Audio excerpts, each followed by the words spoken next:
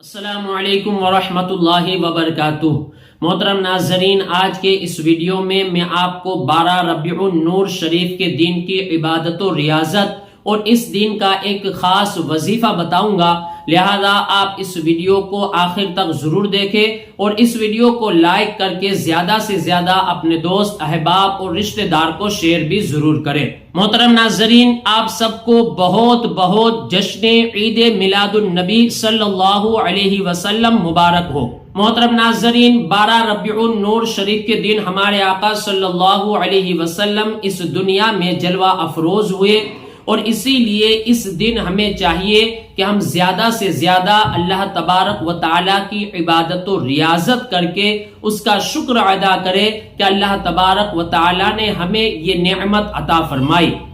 میرے آقا صلی اللہ علیہ وسلم پر زیادہ سے زیادہ درود پاک کے نذرانے پیش کرے، جلوس میلاد کے اندر شرکت کرے اور محفل میلاد کے اندر بھی ضرور شرکت فرمائے۔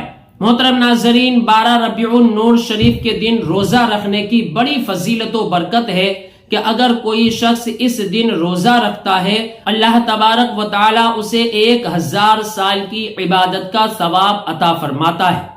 محترم ناظرین، آئیے 12 ربیع النور شریف کے دن کا خاص وظیفہ سماعت کرنے سے پہلے اس کی فضیلت سماعت فرما لے کہ اگر کوئی شخص 12 ربیع النور شریف کے دن اس وظیفے کو کرتا ہے، اللہ تبارک و تعالیٰ کے فضل و کرم سے وہ پورا سال خوش رہے گا اور ساتھ ہی ساتھ بے حساب و کتاب جنت میں داخل کیا جائے گا۔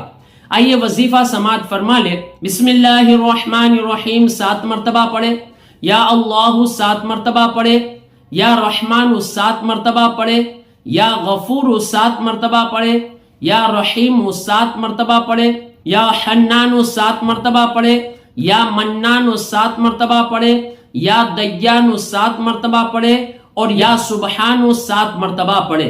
اول آخر 3 مرتبہ درود شریف پڑھے۔ محترم ناظرین، اس ویڈیو کو زیادہ سے زیادہ شیئر ضرور کریں۔ السلام علیکم ورحمۃ اللہ وبرکاتہ۔